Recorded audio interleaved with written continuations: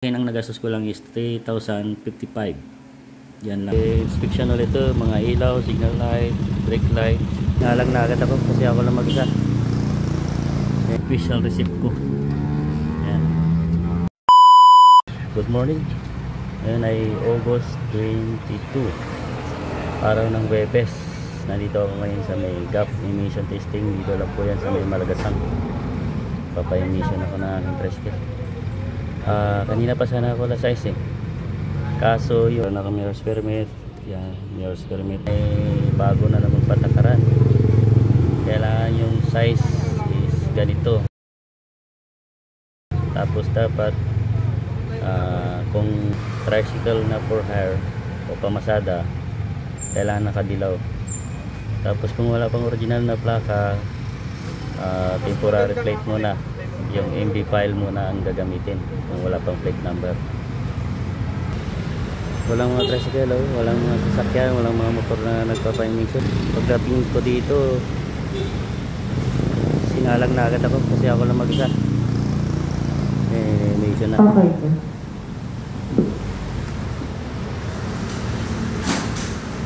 Dito po yan sa gap emission testing sa Malagasan po. Ayan, nakuha ko na yung result ng aking emission testing. Ito na. Ayan, ito na. Emission testing center. Ayan, okay na. Meron na. So, papunta na ako ng LTO. Didiretso na ako ng LTO. Umaga ako natapos. Mga 8:15. Diretso na tayo ng LTO. Yan, nandito na ako sa LTO. Dito na, may nakapila na dito para sa inspection. Bale, inspection ulit ito, mga ilaw, signal light, brake light, tapos after nyan stencil ng engine motor. Antayin ko pa yung meron na itong mga nag-assess. Sana mabilis lang, sana kukunti ng tao sila para matapos sa maaga. Dito na rin man ako ng papel, emission, tsaka may insurance. Ito pala insurance ko, Sterling ang insurance, tapos pagkisa. Ito lang yata ang kailangan.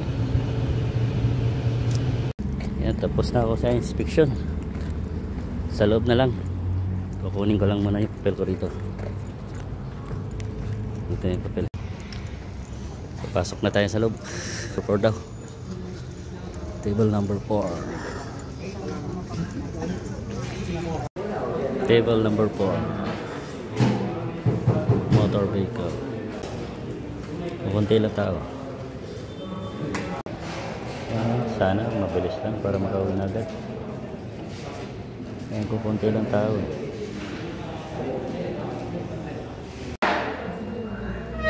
Ika number 54 ako.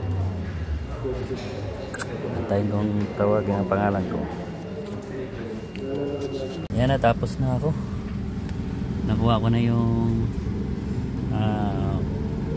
official receipt ko.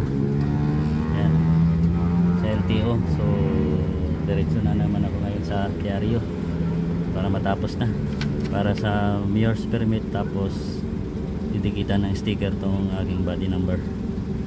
Pagkatapos nun madikitan, yun, tapos na, wala na akong problema. Renew na yung prangkisa ko at saka yung motor ko. Yan, tara, punta tayo ulit tayo ng diaryo. Takbo na naman. Nandito na naman ako sa diaryo. Kukunti pa rin mga tao. Kukunti lang yung nagpaparinyo. Ayan. Pero may mga tricycle na nakatambay. Mauna siguro nito. Kukuha muna ako ng mayor's permit. Kompleto ko na. Nadikitan na ng sticker. Meron akong mayor's permit. Ayan, meron akong mayor's permit. Yan, mayor's permit. Tapos nadikita na rin ng sticker yung ating motor. niya. Yan o. 2024 na. Yan na yan. 2024 na yan o. Tapos ko na rin ng 2 araw yung aking motor. Sa prangkisa, sa LTO. Lahat-lahat. So wala na ako problema. Next year na naman ulit. Yan, uwi na tayo. Tapos na. Printayin na lang natin ang ating mga gastos. Kung magkano. Mula sa Comelec, sa drug testing, sa TRU, tapos sa LTO. Compute natin kung magkano yung nagastos natin. Yan, mamaya yan. Para malaman natin kung magkano yung nagastos natin. Sige, uwi na tayo.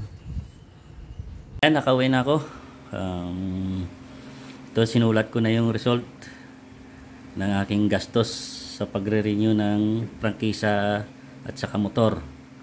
So ito yung kinalabasan. Itong reflectorized sticker na ito yon.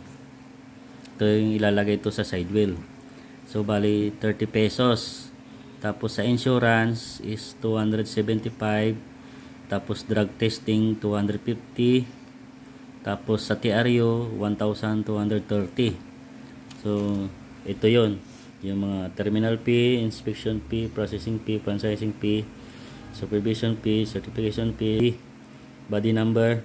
So yan 1,230 yung sa TRU.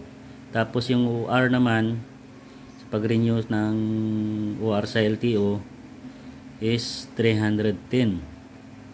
Emission is 400. Tapos sa MERS permit is 310.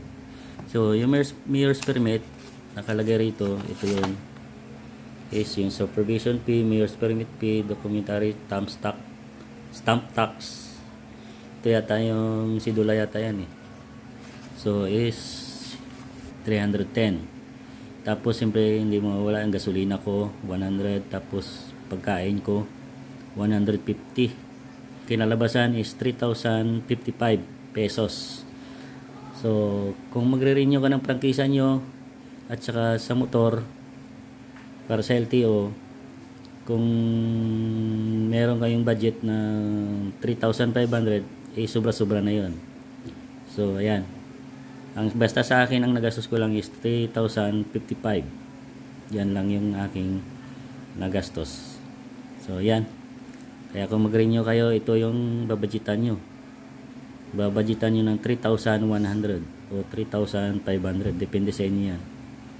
Ayan, dito na lang ang aking vlog. Ingat po tayo sa ating biyahe. Sana lahat makarenew ngayong taon. God bless po sa ating lahat.